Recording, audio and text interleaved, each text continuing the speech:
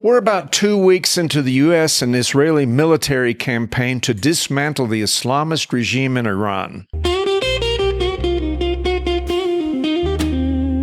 Pablo el Molinero, the honest reportero, crazy güero vaquero, straight shooter caballero. As of the recording of this presentation, the president says that the ongoing efforts are going very well and that we're way ahead of schedule. Of course, the IRGC forces claim that they are not being subdued and that they have weaponry to resist for years. So where are we really? As far as the military efforts, the IRGC and the Iranian army have completely lost control over the airspace in the country. Also, reports say that Iran's Navy's entire fleet of warships have been eliminated. I don't think that there was ever any serious doubt about the U.S. military's ability to ultimately defeat the forces in Iran. But even among the president's strongest supporters, there is a fair amount of skepticism as to the value of the United States getting involved in any conflict in that part of the world. In fact, it is true that a large part of Donald Trump's 2024 campaign platform included not getting the country into war at all, especially one with the potential to keep us engaged for years to come. I recently heard Megyn Kelly interview Tucker Carlson.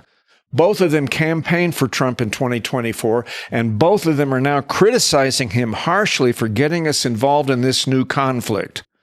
What are their objections, and what does overall support for the war look like? A widely quoted Reuters Ipsos poll says that only 27% of Americans support the war, while another 30% say they aren't sure. Naturally, more than 90% of Democrats are against the effort. I have to believe that many of those might be persuaded to support a war against Iran had it been pushed by a Democratic president, but since it's Trump, well, you know. According to the same poll, only 55% of Republicans give full-throated backing to our involvement in Iran. There are other polls which suggest that the support of our attacks is much higher than some claim. At any rate, I'm happy to use the Reuters numbers because my point is to list and respond to some of the concerns of the Trump supporters who are dead set against any intervention in any part of the world. I am using the Megyn Kelly Tucker Carlson interview as my reference because they repeat the most widely cited arguments. Also, they are two of the most prominent right-leaning voices in opposition to the war. The main complaints logically stem from the United States' involvement in other countries, including Iraq, Afghanistan, Libya, and even Ukraine. First and foremost, they ask what the benefit is to the United States by injecting ourselves in those conflicts. Both point to the unsustainable debt the country has already accumulated and their belief that much of that money could be better spent here. They also mention the fact that in any country that is suddenly thrust into such states of instability, the outcome is apparently impossible for us to predict. Tucker goes on to point out some other problems that he sees, particularly with regard to Israel and Turkey, but I'm not prepared to address those. I've already talked about the serious misgivings that I share with them about our involvement in those countries. I see many of our previous involvements as failures, especially when it comes to our inability to even remotely predict the consequences of our involvement. Iraq reveals some astounding short-sightedness, and Afghanistan was a total shit show. We left Iraq in a state of chaos. It became extremely vulnerable to Iran, and at one point, the ISIS Caliphate was able to control 40% of Iraqi territory. In Afghanistan, except for maybe having a military base there so we could keep an eye on China and Iran, I still don't know what we were supposed to get out of that country. I doubt that there was a building that we destroyed that was worth as much as the bomb we used to blow it up. All in all, those two military conflicts cost the United States as much as $8 trillion when you factor in veterans' disability, interest on debt, plus the direct costs of carrying out the wars in the first place. So why in my mind is this conflict different? Well, I see the regime in Tehran as the epicenter of Islamist ideology in the world. In case you are new to the channel, my problem is not with Islam, but Islamists promote a fundamentalist ideology that refuses to coexist with anyone with whom they disagree. Iran is the principal sponsor of Islamist terrorism in the world. A secular regime in Tehran will not solve all the problems of Islamist terrorism, but it might be a good start. Consider this.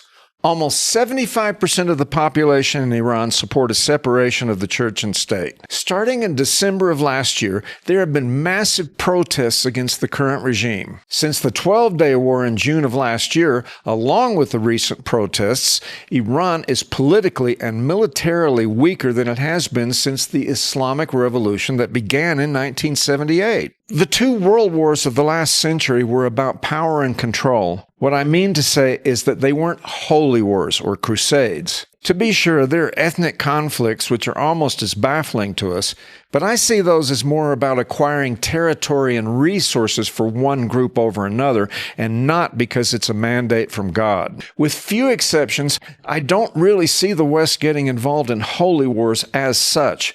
But for Islamists, it seems to be a religious imperative. If that is the case, then an eventual confrontation would seem to be inevitable. Why do I say that? Islamist nations are, by their nature, totalitarian. No dissent is tolerated.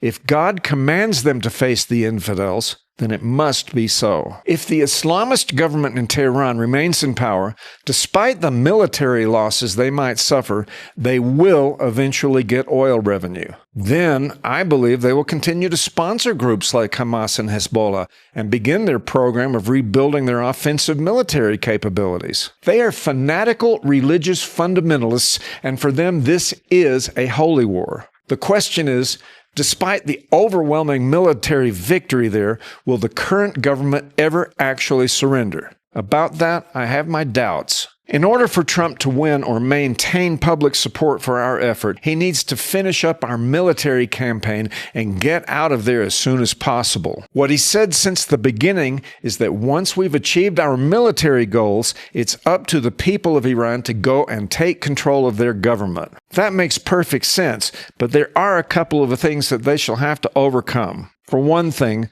the civilian population isn't armed. There are approximately 190,000 members of the Iranian Revolutionary Guard Corps. The best estimates of how many IRGC soldiers have been killed in this conflict is somewhere between 1,200 and 4,000. That's a small number compared to the total number of armed fighters who are dedicated to holding on to power. There's also a regular army with around 450,000 soldiers. I'm not suggesting that we go on and slaughter 600,000 people, but the question must be asked, what happens to the Iranian people when we finish our part and leave? I don't believe we should provide arms to large numbers of civilians and foment a civil war. A civil war creates instability where bad things will happen. I'm not saying it won't or shouldn't happen. I'm just saying that once we achieve our military goals, we should stay out of it. There is no way we can go on and clean up that mess for them, and anything else we do just draws us deeper and deeper into the conflict. I believe the hope was to eventually leave a stable Iran, but it must be left up to Iranians to resolve their own path forward. So when the time comes to negotiate a ceasefire, what should our demands be? No nukes, no offensive ballistic missile program, no support for proxies like Hamas and Hezbollah. These are already on the table. Beyond that, I think we should insist on the release of their political prisoners and that they turn over their existing stocks of enriched uranium. Freedom of speech and religion also sound nice, but those are really social issues that may be too much to insist on. Recently, Trump said that he believes that the best thing might be a situation similar to that in Venezuela. That is, once the old leadership has been removed, leave a functioning government in place, but insist on certain changes in behavior. Well, that sounds great, but my understanding about the most powerful elements of the IRGC is that they are at least as ideologically militant and intransigent as the Ayatollah was. But at this point, we're not even sure who there is left to talk to. So we'll see if he can work that out. This has always been the great unknown with the enormous risks we are taking. To be sure, almost no one in the world misses the Ayatollah, except for China and Russia. and neither of those countries seem to be rushing in to bail the mullahs out. But what will it take for those who took to the streets to protest the regime to be able to wrest political power from the IRGC? It has been my position that the world would be better off if the current regime in Iran would go away. I know that's not the boldest, most insightful view to have. It's easy enough to imagine a best-case scenario, but much more difficult to predict the other possibilities. So the question shall remain, is it worth it? I remain hopeful. We need to settle the life or death conflict between Islamist fundamentalism and the rest of the world. This certainly won't end the scourge of terrorism anytime soon, but it should deal a serious blow to those who sponsor it. If Iran can somehow turn away from the death to America ideology and become prosperous again, then maybe one day our politicians won't even be able to think of a reason why we should ever be involved with Middle Eastern politics. But I've always been kind of a dreamer. Thanks for watching. This is Pablo and Molinero. If you like this video, please consider giving it a like and subscribing to the channel. And if you can, share it with your friends. That would really help us out. Thank you.